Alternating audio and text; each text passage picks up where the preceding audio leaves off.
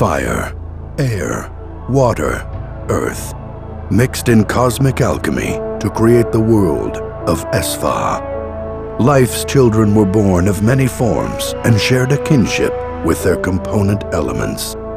Selumari, or coral elves, born of wind and wave, as at home upon the sea as beneath its comforting surface. Ever questing, they sought the most idyllic of seaside promontories upon which to build their graceful coral-towered cities. So too did the Selumari ever seek to create the most ethereal poetry and songs to celebrate the harmony of tide and sky. The Vaga, dwarves, stolid children of earth and fire, tirelessly they strode the loftiest highlands of Esfa before shaping their craft halls from the living heart rock. They filled those halls with the finest crafted objects. Gem-encrusted works of art were created as a tribute to life's bounty of the earth and fire.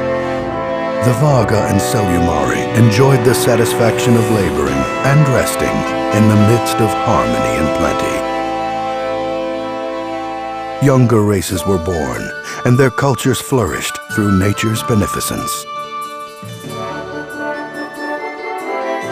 The elder races lived and worked side by side, with no more than good-hearted rivalry between each race's master craftsmen, to see who might create the item of the greatest usefulness or beauty. Happiness and contentment flourished throughout nature's realms. However, not all were pleased with things as they were.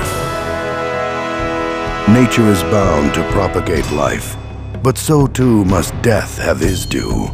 The Master of Decay grew jealous with the success of nature's children. In cruel mockery, Death spawned children of his own. The cruel Morel, called Lava Elves for their heat of their anger and the destructiveness of their rages, as much as their kinship with fire and death. Hot-tempered necromancers, they were the antithesis of everything that their sea-born brethren embody. Morel craftsmen found art only in the creation of tools of pain and death for their dark master. The swamp-dwelling trogs or goblins were created as well, born of earth but reveling in decay through rot rather than destruction by flame. They were created in vile mockery of the peaceful dwarves, cunning and stealthy.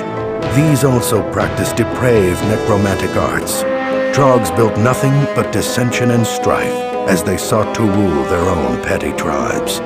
Assassination being the preferred method of ascension. Tools of death find value only in destruction. The peaceful dwarves were caught completely unawares by the ferocity of the lava elf's attacks.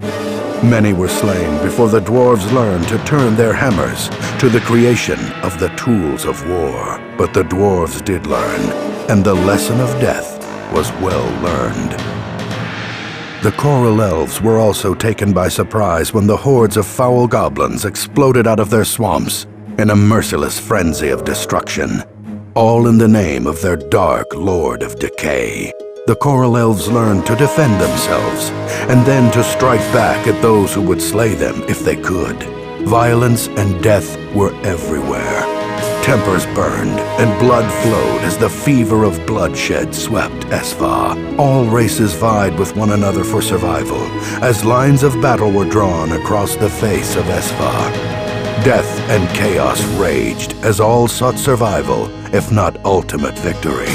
Some of the races called upon creatures that they had befriended to help fight their foes. Other races summoned fierce abominations, using the power of death's magic. The elemental forces that all of the peoples of Esfa call upon, as readily as breath itself, were twisted into hateful elemental dragons, capable of awesome destructive power. Finding too late that such creatures are much easier to summon than they are to dispel. Hungry dragons have no conscience. The constant tide of war did not dissipate as time passed. As the dead increased, they too bid death's will to join the fray.